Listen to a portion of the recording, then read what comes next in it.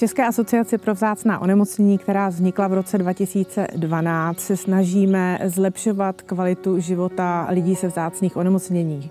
V současné době máme přes 50 členských pacientských organizací, ale také máme a zastupujeme individuální členy, jelikož valná většina vzácných onemocnění jsou takzvaně ultravzácná. Valná většina vzácných onemocnění, zejména ultravzácných onemocnění, nemá dostupnou péči ani léčbu. Snažíme se jim pomáhat, naučit se žít život tak, jak je to jen možné za daných okolností, a proto jsme se rozhodli uspořádat edukační pobyty pro rodiny se vzácnými onemocněními a pomáhat jim žít život lépe. Rodiny, kterým do života vstoupí nějaké vzácné, zejména ultravzácné onemocnění, se často setkávají s nepochopením okolního prostředí, s nedostatkem informací o daném vzácném onemocnění. Neexistují odborníci a notabene neexistuje už ani čas těch odborníků, kteří by měli kapacitu se jim věnovat.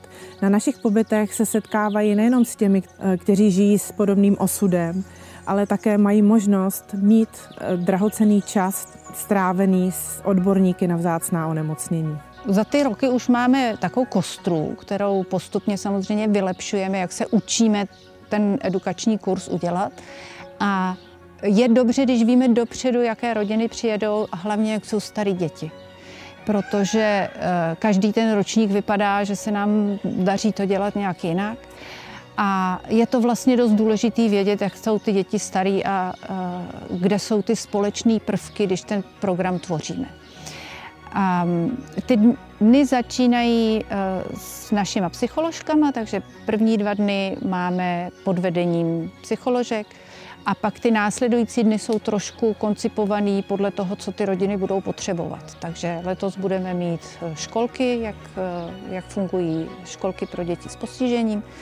A závěr je vždycky s paní doktorkama z genetiky a to se ukazuje jako úžasná tečka na dortu, kdy paní doktorky přijedou a ještě do toho vnesou tu hloubku a tu šíři, kterou genetika přináší. Myslím, že ten týden je opravdu vybudovaný tak, aby ze začátku jsme se seznámili, dostali se na ty hlubší témata a pak postupně, jak se blížíme k tomu konci, tak aby přibývaly kompetence, které můžou si odvážet a paní doktorky tomu dají takovou tečičku.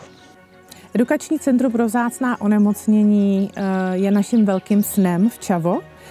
Inspirovali jsme se v norském Frambu, které už po téměř 70 let takové služby lidem se vzácným onemocněním poskytuje.